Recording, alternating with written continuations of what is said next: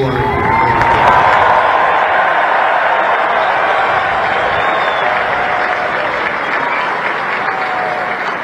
Now we want you to relax, and I'm supposed to say at ease, but you're already at ease. Because you made a great choice in what you're doing. Your choices in life have been really amazing.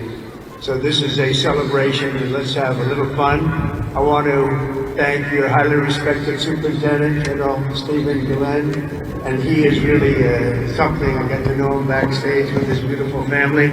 And his reputation, his wife is just incredible. His reputation is unbelievable, and thank you very much. Your daughter is a winner also, just like everybody out there.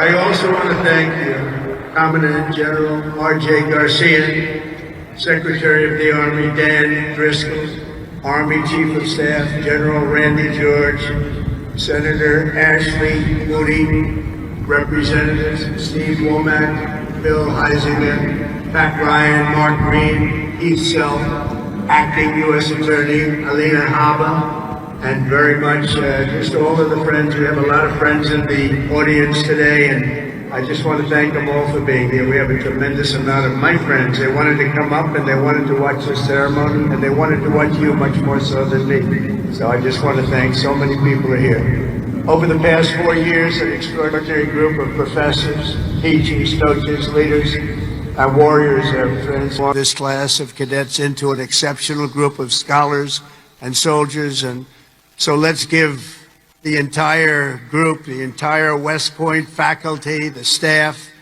for their incredible love of you and outstanding devotion to the Corps. Let's give them a little hand.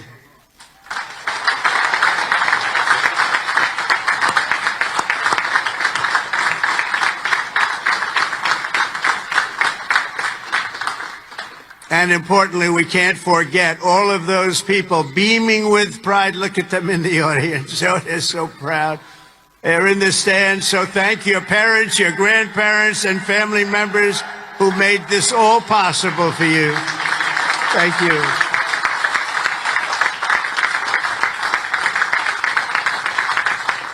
And I think they must have done something right based on what I'm looking at. America loves our military moms and dads. Nearly 1/3 of the cadets graduating today are themselves the children of veterans. So to everyone with us this morning who served America in uniform, no matter your age, please stand so we can salute your service. We'd like to see who you are.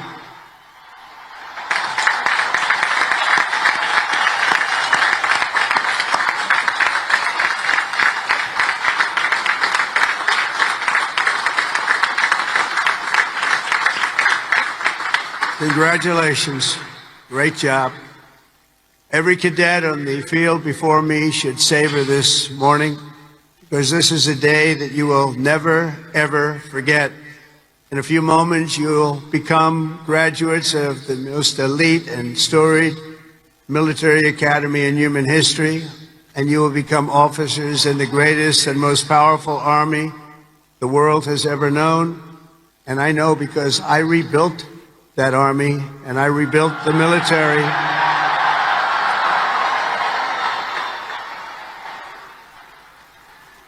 And we rebuilt it like nobody has ever rebuilt it before in my first term.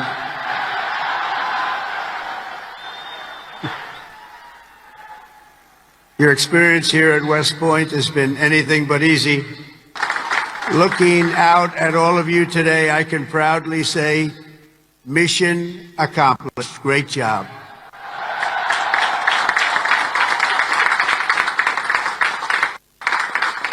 But now you have to go on. You have to forget that, because now you have another. It's a sad thing, isn't it? You know, you can't rest on your laurels no matter what.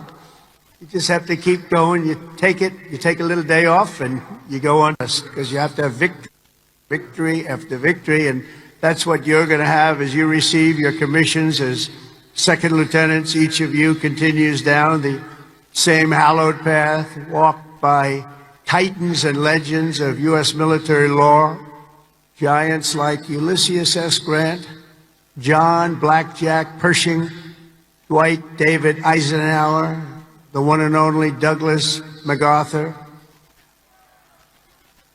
Old Blood and Guts George Patton, and Norman Schwarzkopf. All great. So many more.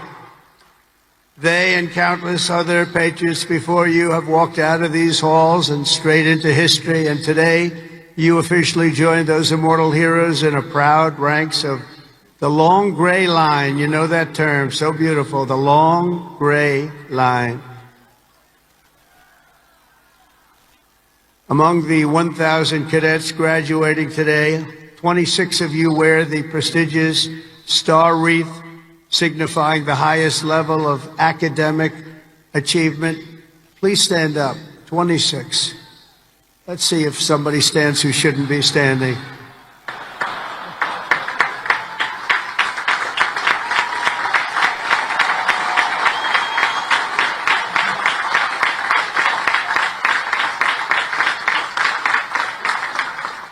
Congratulations. That's a big honor.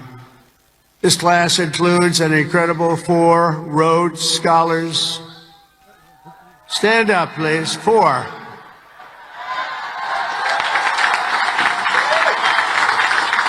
Wow.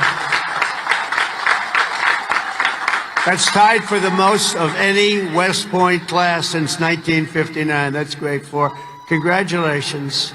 Boy, oh boy, oh boy. I want to bring them right to the Oval Office. I don't want to have them go too far away from me. 8 cadets here today took on the challenge of designing their own hypersonic rocket. Oh, we can use you. We're building them right now.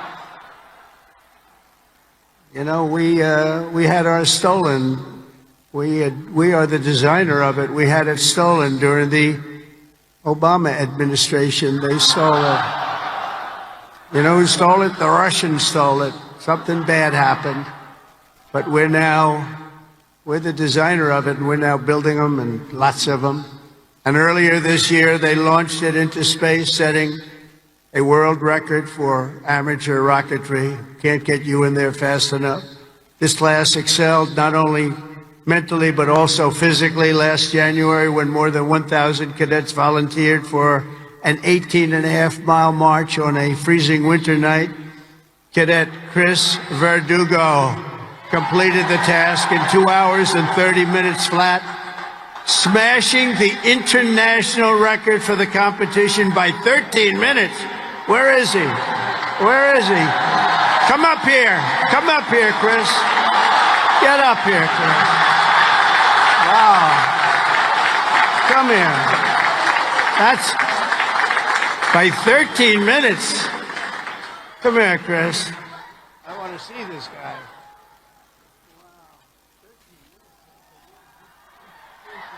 Say something. Come here. Come here.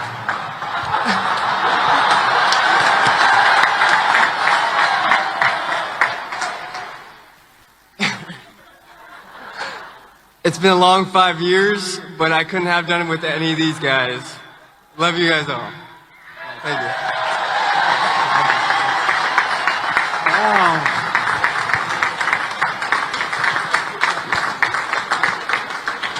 That's great. Keep it going, Chris. That really is a definition of Army strong, isn't it? International. International. This class includes 513 graduates who completed Air Assault School, 70 who completed Airborne School, 8 who made it through the ultra-elite Army Diver School, among the most difficult and grueling programs anywhere on Earth. That includes the first 2 women in West Point history to complete diver school, cadets Megan Cooper and Clara Sabu. Where are you? Stand up.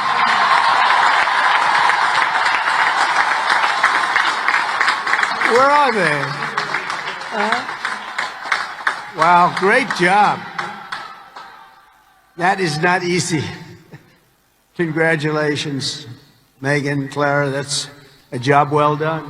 Fantastic. Thank you very much. Some of you achieved a different kind of distinction here at the Academy, including 7 century men who completed 100 hours of marching for disciplinary, infractions. No, don't tell me I'm doing this. Oh, I'm so sorry.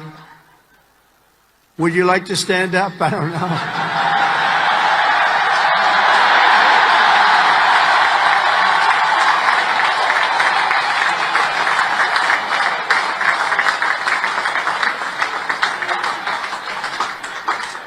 I think I saw Chris standing up. Chris, what's going on here?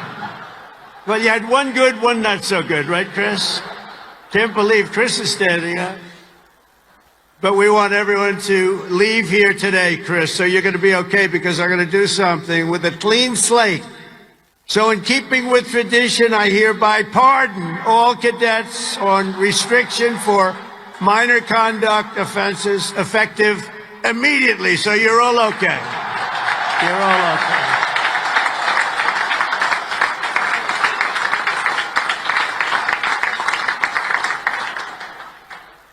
The class of 2025 is a lot to be proud of, including your first-rate athletes and athletics. You are something.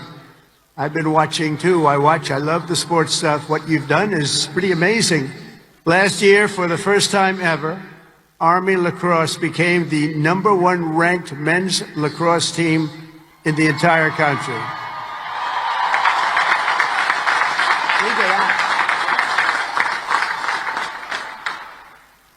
Those of you on the team, stand. That's a big honor. Stand.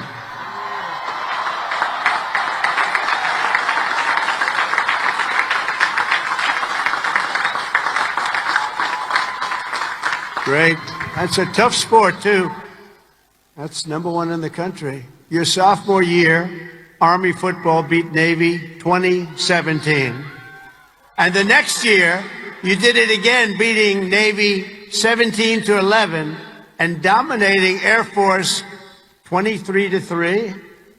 But this year, the Black Knights fought your way into the top 20 nationally and racked up your longest winning streak since 1949 with the help of graduating quarterback cadet Bryson Daly, or as you call him, Captain America.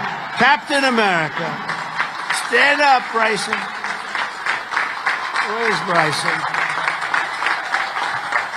We got to get him up here, right? Come on, Bryson. Come on.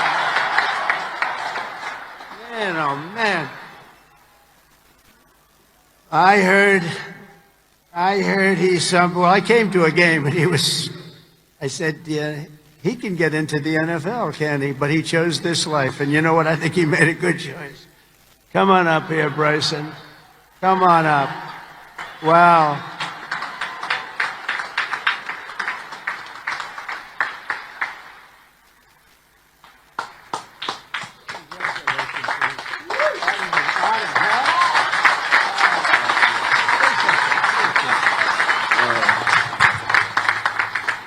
Go Army football. Shout out the Hogs, H4.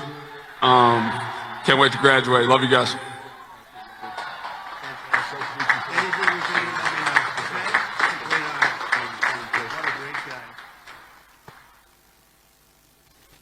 Well, I just tapped his shoulders like I hit a piece of steel.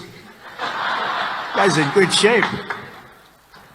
There's a reason, there's always a reason for success. Thank you, Bryson. At a time when other top college quarterbacks were thinking about going pro, Bryson's mind was on something else. As he told an interviewer earlier this year, I'm focused on my career as an infantry officer. That's what he wants to do. So, Bryson, you did the right thing, and that's service at its finest. Thanks, Bryson. That's amazing. He's an amazing guy with an amazing team.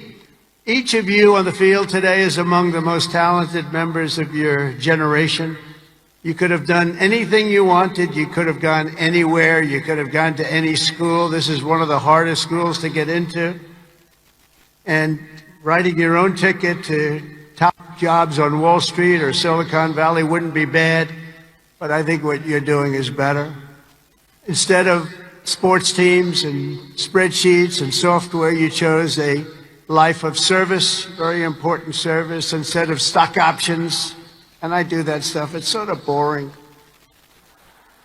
Honestly, compared to what you're doing, it's real boring. You chose honor and you chose sacrifice. And instead of business suits and dress shoes, you chose muddy boots and fatigues, keeping yourself in shape. Because West Point cadets don't just have the brightest minds, you also have the bravest hearts and the noblest souls. You're amazing people.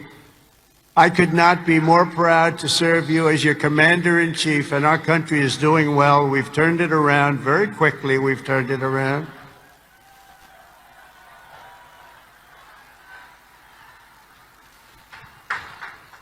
I just got back from the Middle East, and I was at, as you know, Saudi Arabia, Qatar, UAE, and I will tell you, they said, all three leaders, great leaders of those three nations, they all said the same thing. The United States of America is hotter now than we've ever seen it, and a year ago, it was as cold as it gets, and it's true.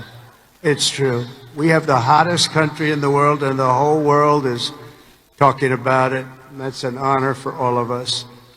I cannot wait to see the glory that is still ahead, however, for the West Point class of 2025, and we're going to help you a lot because we're going to give you a nation as good or better than it ever was. That's what I promise you.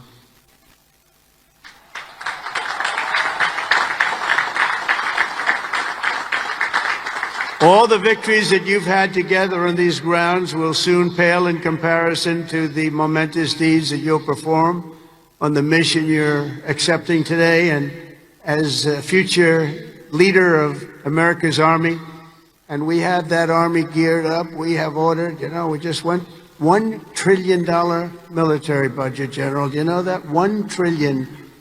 Some people say, could you cut it back? I said, I'm not cutting 10 cents. There's another thing we can cut. We can cut plenty of others. Right, Dan? We can cut plenty of other things. And you have a good man in Dan, too, General. I think you're going to find that. It's a very different warfare out there today. Now they've introduced a thing called drone. A drone is a little bit different. It makes you have to go back and learn a whole new form of warfare, and you're going to do it better than anybody else. There won't be anybody close. Generation after generation, the men and women of the Army have done whatever it takes to defend our flag, pouring out their blood onto the fields of battle all over the world. And all over the world, you're respected like nobody is respected. Our soldiers have sprinted through storms of bullets, clouds of shrapnel, slogged through miles of dirt and oceans of sand, scaled towering cliffs of jagged rock. And time again, the American soldier has charged into the fires of hell and sent the devil racing in full retreat.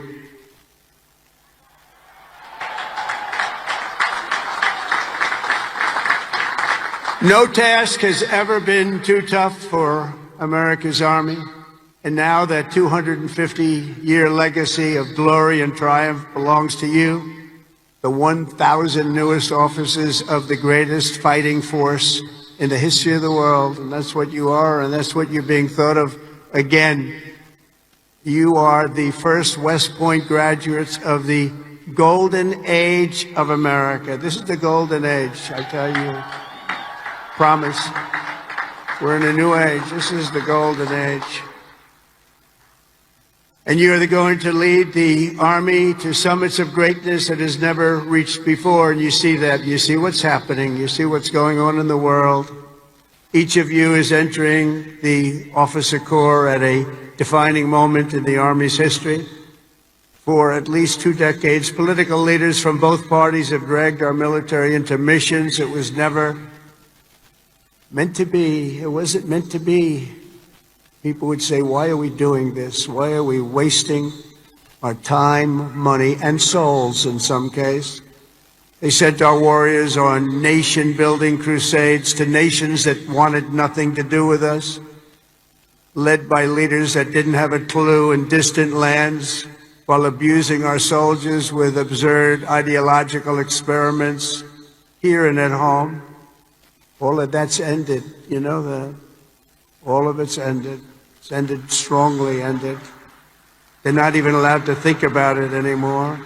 They subjected the armed forces to all manner of social projects and political causes while leaving our borders undefended and depleting our arsenals to fight other countries' wars. We fought for other countries' borders, but we didn't fight for our own border, but now we do, like we have never fought before, by the way. But under the Trump administration, those days are over. We're getting rid of the distractions and we're focusing our military on its core mission, crushing America's adversaries, killing America's enemies, and defending our great American flag like it has never been defended before.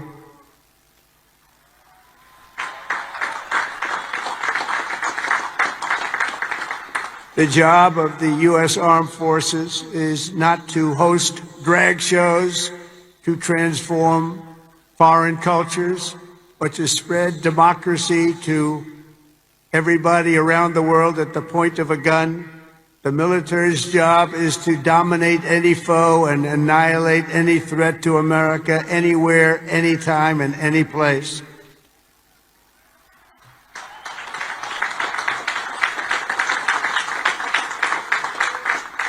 A big part of that job is to be respected again, and you are, as of right now, respected more than any army anywhere in the world, and that's happening, and I can tell you, you are respected like nobody can believe. As president, I am laser focused on our core national interests. My preference will always be to make peace and to seek partnership, even with countries where our differences may be profound. As you know, we're working on a lot of things right now. When I left office 4 years ago, we had no wars, we had no problems, we had nothing but success. We had the most incredible economy, the single greatest economy for a president in history. I think we're going to beat it this time by a lot, if you want to know the truth. But we had something going on very special. But if the United States or its allies are ever threatened or attacked, the Army will obliterate our opponents with overwhelming strength and devastating force. That's why my administration has begun a colossal buildup of the United States Armed Forces, a buildup like we've never had before. Peace through strength. You know the term. I've used it a lot.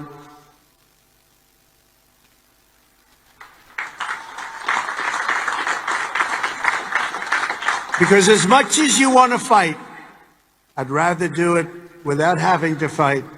I just want to look at them and have them fold. And that's happening. That's happening. And I've approved a $1 trillion investment, and that will be, again, the largest ever in the history of our country. And we are buying you new airplanes, brand new, beautiful planes, redesigned planes, brand new planes, totally stealth planes. I hope they're stealth. I don't know. That whole stealth thing, I'm sort of wondering. You mean if we shape a wing this way, they don't see it, but the other way they see it? I'm not so sure. But that's what they tell me. We have the best tanks anywhere in the world. We're going to start shipbuilding again. We're going to start ship. We used to build a ship a day.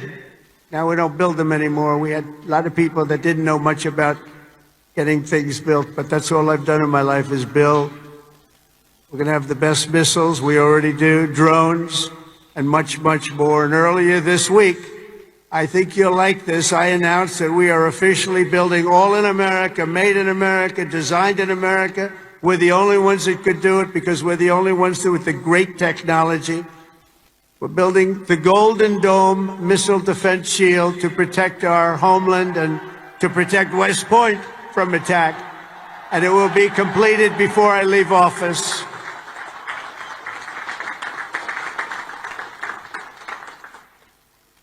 And you know, you wouldn't think this, but our enemies are very unhappy about it. You've been hearing, you've been reading. Why are they doing that? Why? Well, we're doing it because we want to be around for a long time. That's why we're doing it. We're also restoring the fundamental principle that a central purpose of our military is to protect our own borders from invasion. Our country was invaded for the last 4 years, and they've allowed people to come into our country that shouldn't be here. Criminals walk in, no vetting, no check-in, no nothing. Where are they coming from? And they were taking people out of prisons, they were taking gang members, they were taking the mentally insane and allowing them to come in, and we're getting them out of our country. We have no choice. We're getting them out and bringing them back where they came from. Have no choice. And it's not easy. It's not easy. But hopefully the courts will allow us to continue. You know, we had the greatest election victory. This was November 5th, we won the popular vote by millions of votes. We won all 7 swing states. We won everything. We won 2,750 districts against 505. 2,750 against 505.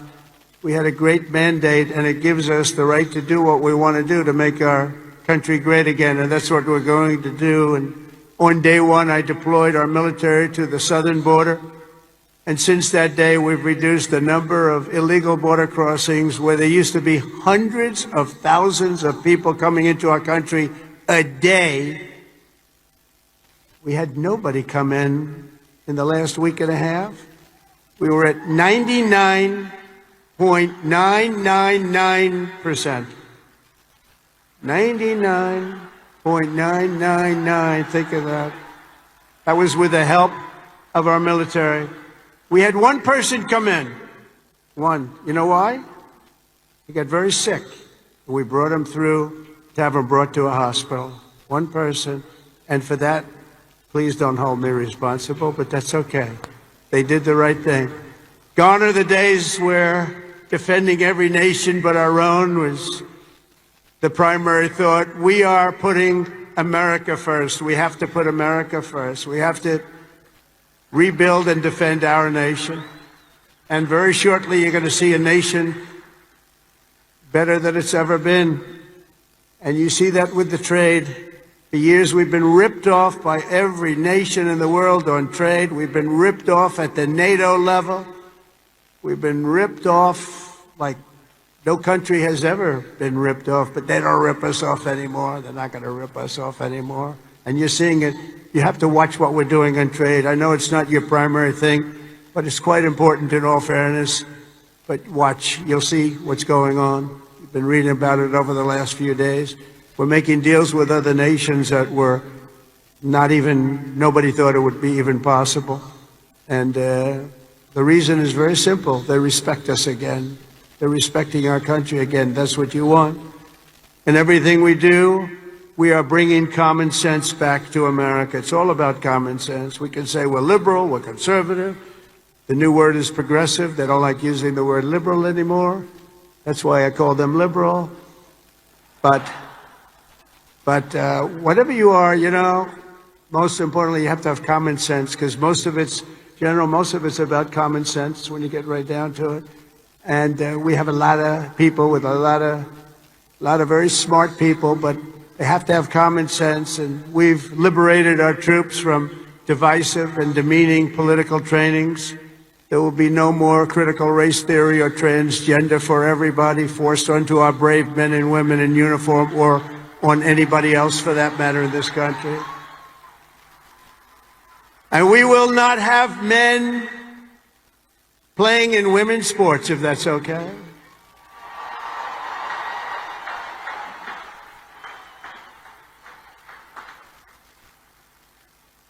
I mean, I wouldn't want to have to tackle, as an example, Bryson as a man. But I don't think a lot of women want to tackle him. I don't think so. How crazy is it? Men playing in women's sports, how crazy is it? So ridiculous, so demeaning to women. And it's over. That's over. We've ended it. And promotions and appointments will not be based on politics or identity. They'll be based on merit. We won that case in the Supreme Court of the United States. We're allowed to go back to a system of merit. We're a merit-based country again today.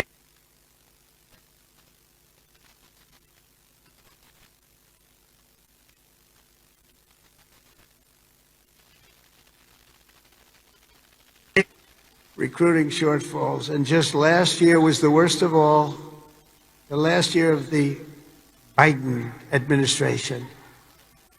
We couldn't get anybody to join our military. We couldn't get anybody to join our police or firefighters. We couldn't get anybody to join anything. And right now, just less than a year later, we just set a brand new peacetime recruiting record, the most people joined, and we are brimming. In fact, be careful. There's somebody going to try and take your job. Be careful. You better be good. We are brimming with confidence, and we're brimming with people. We had the best recruiting month that we've had in memory. Nobody remembers anything like it. And that's all because they have spirit now. They have spirit. They have a spirit for our country. And now everybody wants to be doing what you're doing. Think of that. So it's really a great honor, I will say. And I'm pleased to report that by next week, the Army is expected to surpass its recruiting targets for the entire year, something that hasn't happened in 28 years where we've had that. So that's pretty good.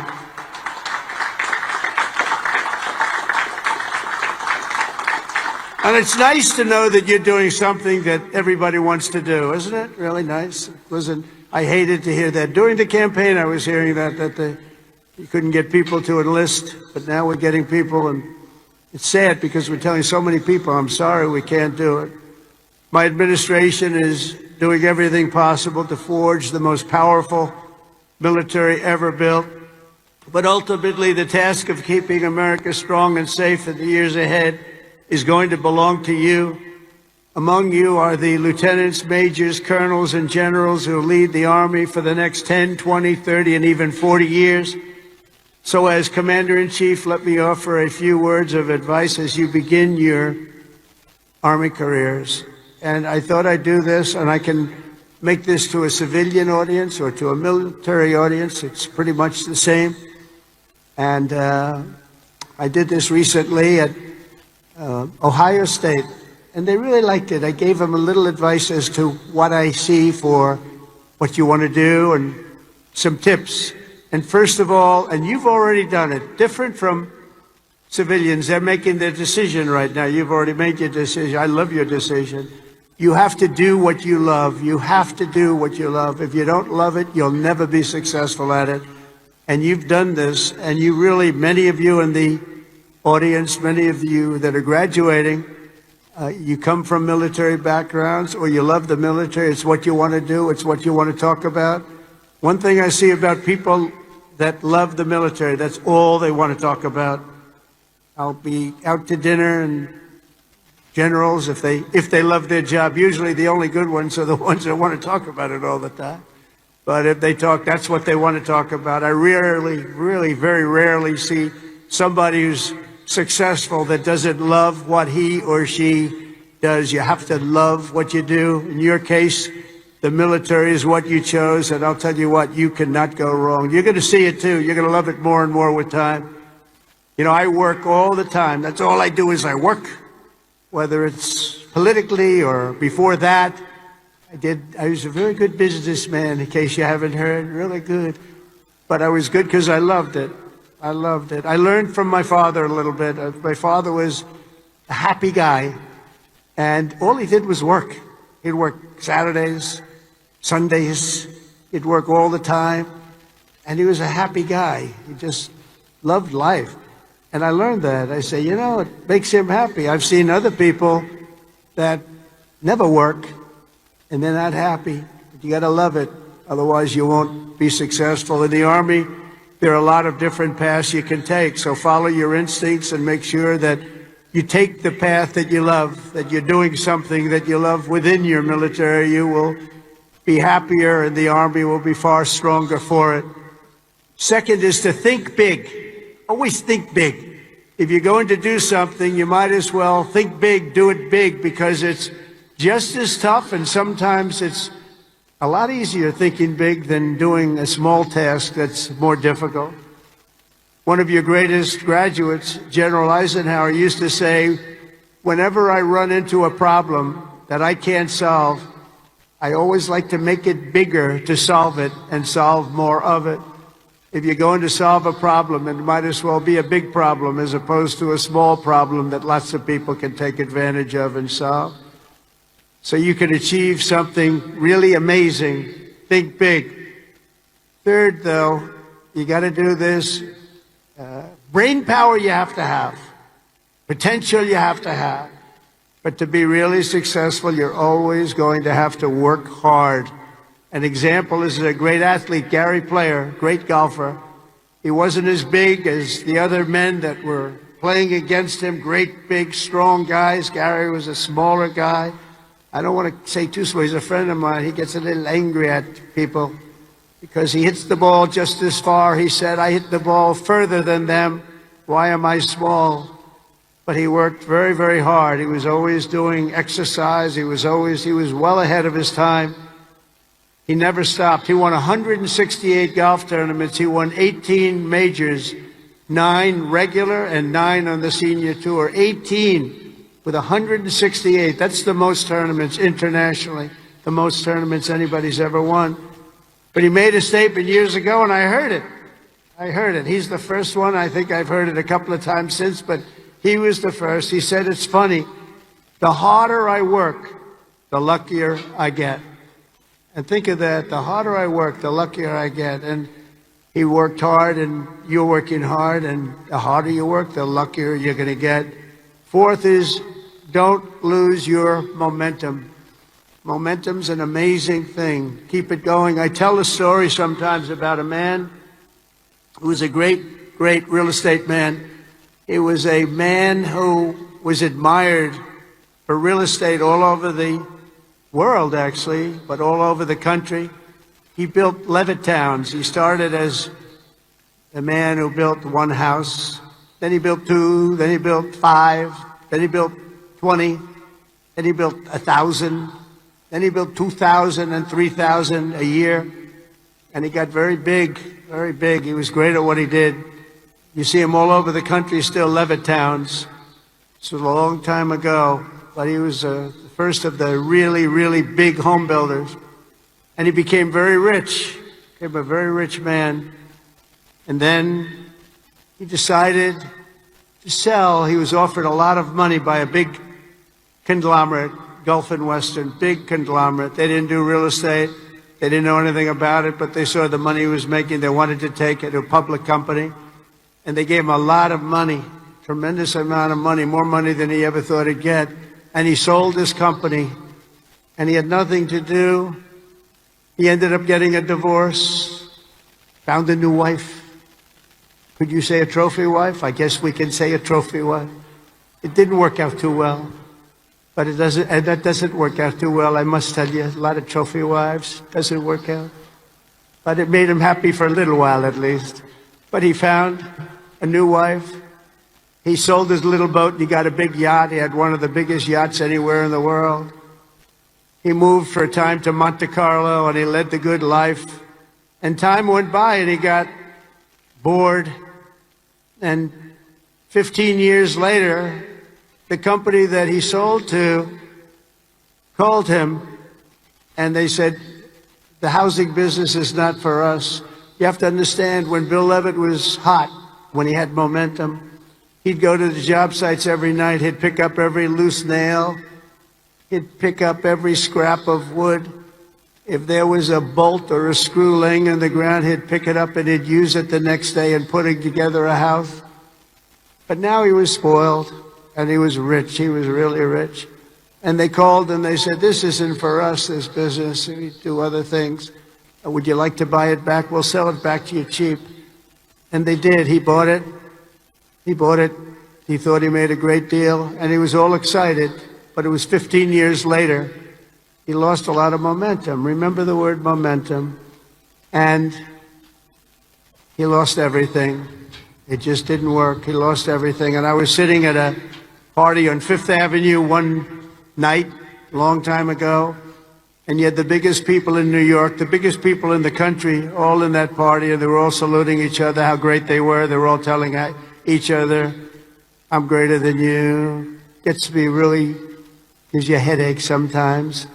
But they had all these people, they're telling their own stories about how fantastic, a cocktail party, and I looked over, and I was doing well. I was invited to the party, so I had to be doing well. I was very, very young. But I made a name in real estate, and I looked over, and at the party, sitting in a corner all by himself, nobody was talking to him, was Mr. Levitt. He had just gone bankrupt, lost everything. He had lost everything, his home, everything. And I went over and talked to him because he was in the real estate business, and I loved real estate. And I said, hello, Mr. Levitt, how are you? He said, hello, Donald, it's nice to meet you. He knew me from being in the business. I said, so how's it going? He goes, not well. It's really not going well, as you've probably read. It's been a very, very tough period for me, son. I said, so what happened? It's just anything you can do? He goes, no, there's not a thing I can do. He said, I'll never forget. He said, I've lost my momentum. I just didn't have it. I used to have it, but I lost my momentum. So it's a story I tell. And you have to know when you have the momentum, but sometimes you have to also know when you've lost the momentum. And leaving a field sometimes, leaving what you're doing sometimes is okay. But you got to have momentum, but you have to know if that momentum's gone. You have to know when to say it's time to get out.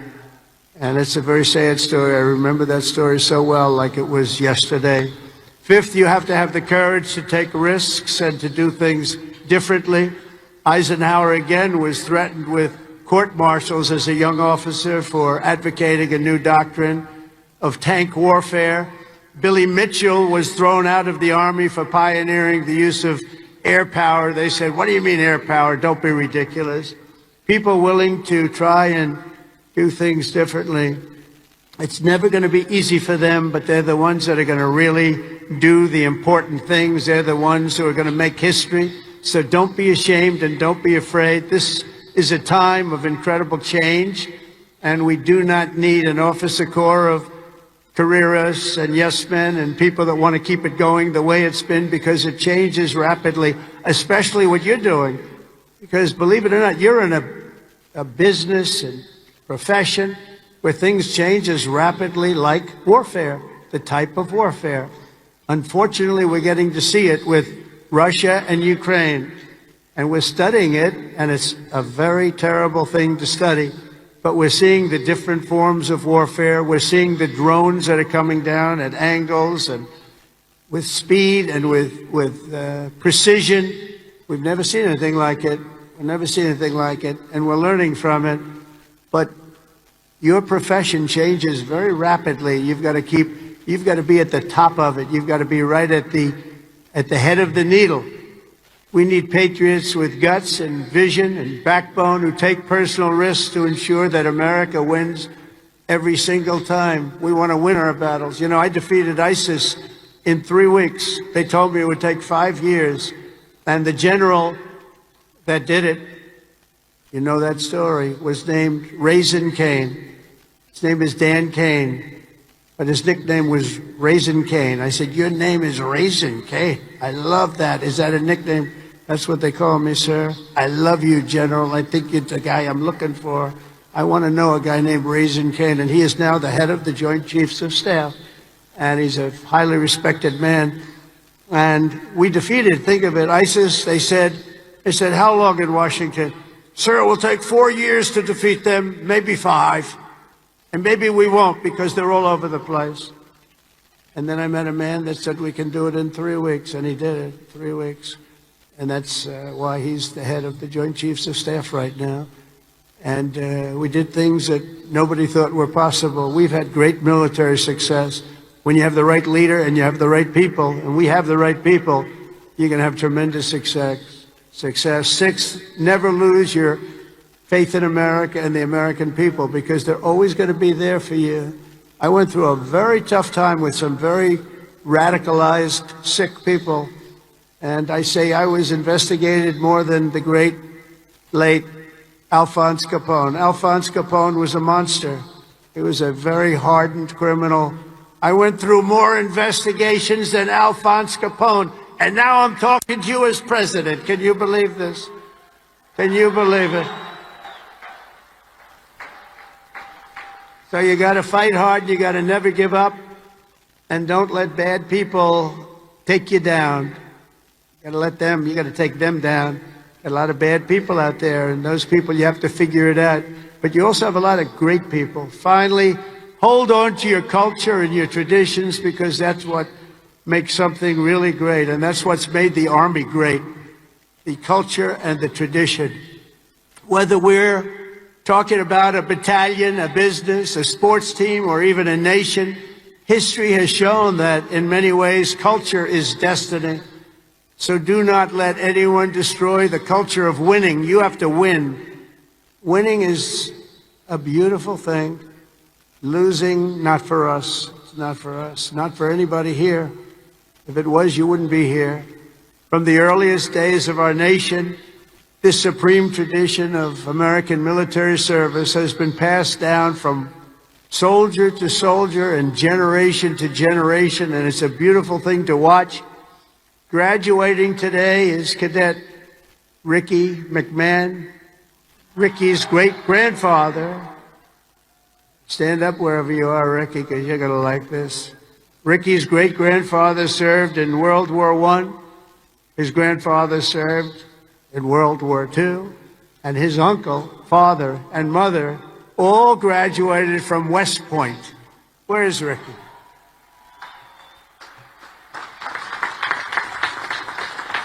In 2004, when Ricky was just a little tiny boy, who would think about that, Ricky, a little tiny boy? His dad, Lieutenant Colonel Michael McMahon, made the ultimate sacrifice for our nation in Afghanistan. Today, Lieutenant Colonel McMahon rests not far from here in the West Point Cemetery. Last year, 2 decades after losing his father, Ricky placed a gold chip from his dad's 1985 class ring into a crucible along 87 other rings were with it, of past West Point grads that were melted down to forge those now worn by the class of 2025. Do you all know that? Do you know that? What you're wearing? I want one. Ricky, I want one. Each of you will carry Michael's memory with you always as you continue the legacy he gave you. It gave you something that would be so proud. He would be so proud. He is proud as he looks down. To Ricky and his mom, Jeanette, you embody what this place is all about. And I know Michael, he's up there. He's smiling broadly, so proud. He's so proud of you today. You know that. And he's a man that couldn't be, and he is a man that couldn't be more proud. And I want to I just love that story. And everybody's ring, they're going to remember you. They're going to remember your family. And most importantly, you're going to remember a great tradition. It's a great tradition of West Point and of winners. Thank you very much. It's great to meet you. Thank you. You can sit down. You want to come up? If you want to come up, come up. Come on up. Come on up here. That's nice. You're a handsome guy. They're all good looking here. I don't know what's going on. The whole crowd is beautiful. Thank you very much.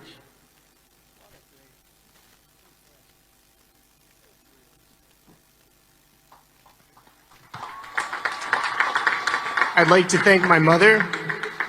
I'd like to thank my family. And I'd like to thank G3, Go Gophers.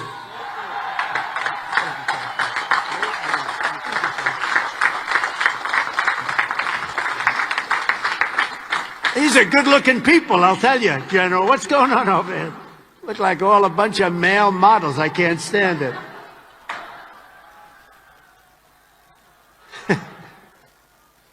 For 2.5 centuries, our republic has endured because of heroes like Michael, They've laid down their lives for America, and because young people like all of you have picked up the banner of service and carried forward the flag of freedom from Lexington to Yorktown, from Gettysburg to Sicily, and from Incheon to Fallujah, America has been won and saved by an unbroken chain of soldiers and patriots who ran to the sound of the guns, leapt into the maw of battle, and charged into the crucible of fire to seize the crown of victory, no matter the odds, no matter the cost, no matter the danger.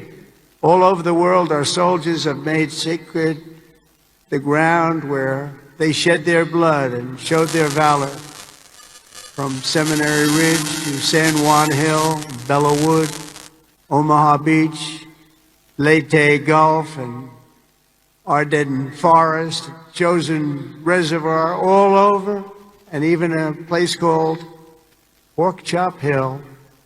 And in all of those battles and so many more, some of the best, brightest, and bravest have come from right here at the U.S. Military Academy at West Point, one of the great fabled places anywhere in the world. America's Army has never failed us, and with leaders like the West Point class of 2025, the Army will never fail. We will never let you down.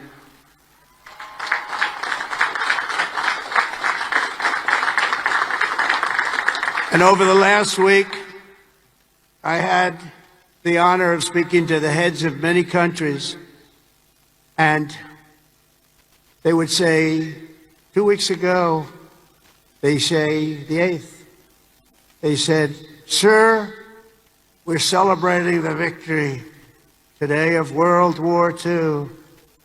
And I said, "Wow, that's nice." Then I'd call another one, unrelated. "Sir, we're celebrating the victory of World War II." Then I called up President of France on something also unrelated. He said, "Sir, we're celebrating our victory over World War II." I said, "Whoa, whoa, what have we here?" We helped them a lot. And I had this. Russia, I talked to Putin about ending that terrible war that's going on. And he said they're having a big victory march. And they did lose, in all fairness, 51 million people. But they were all celebrating. The only country that wasn't celebrating was the United States of America. And I said, "Isn't it amazing? We were the ones that won the war. And we were helped. We were helped. In some cases, we had to help them. But we were helped by some of the nations. And we were strongly helped by a couple of them. But every one of them was celebrated. They had Victory Day. They called it Victory Day in Europe, Victory Day all over. And we weren't even thought about. Nobody had a Victory Day. And so I named that special day and another special day from now on as a holiday, but a holiday where we work. Because we don't have enough days. We're going to be having so many holidays, we're not going to be able to work anymore. But I named it for World War II, and a separate day in November, as you know, for World War I. I said, you know, all of these countries that participated in the war are celebrating, but the greatest country of them all, and the country that won the war, nobody even talked about. And so we're going to be talking about it too from now on. And I think you'll appreciate it. We won the First World War. We won the Second World War. And you know where we won them from? Right here at West Point. West Point won the war. You won 2 world wars and plenty of other things. But think of it. We don't want to have a 3rd World War. But we won the First World War. We won the Second World War right here from West Point. And that's something. And we're going to be talking about it. You know, they can talk about it. And in some cases, as you know, they didn't do too much to help. They were ground down. But they were celebrating victory. No, we're going to celebrate victory because we're the ones that won that war. Standing before you today, I know that you will never stop You will never quit. You will never yield. You will never tire. You will never, ever, ever surrender. Never give up. Remember that. Never give up. That's another little factor I could have added. Never, ever give up. Raise your right hand. I pledge I will never, ever give up. You can never give up. You can never give up. If you do, you're not going to be successful because you'll go through things that will be bad. You're going to have great moments. You're going to have bad moments. You can never give up. Through every challenge and every battle, you'll stand strong. You'll work hard. You'll stay tough. And you will fight, fight, fight, and win, win, win.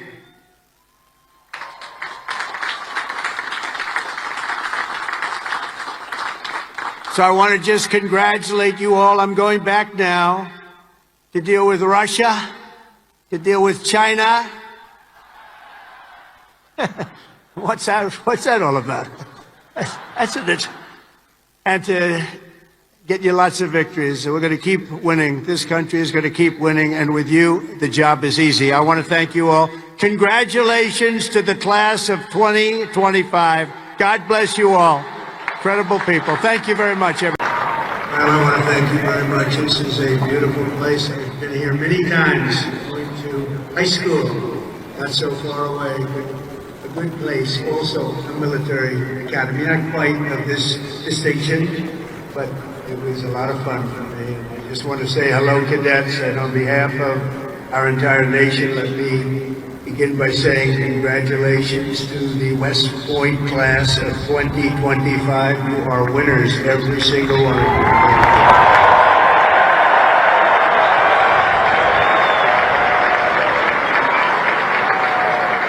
And now we want you to relax, and I'm supposed to say at ease, but you're already at ease. You're at ease because you made a great choice in what you're doing. Your choices in life have been really amazing. So this is a celebration, and let's have a little fun.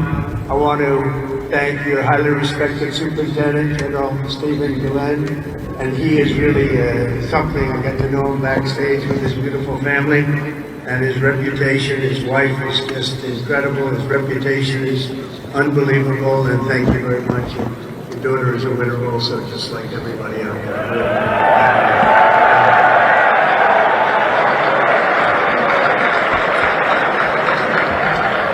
I also want to thank you, Commandant General R.J. Garcia, Secretary of the Army Dan Driscoll, Army Chief of Staff General Randy George, Senator Ashley Moody, Representatives Steve Womack, Bill Heisinger, Pat Ryan, Mark Green, Heath Self,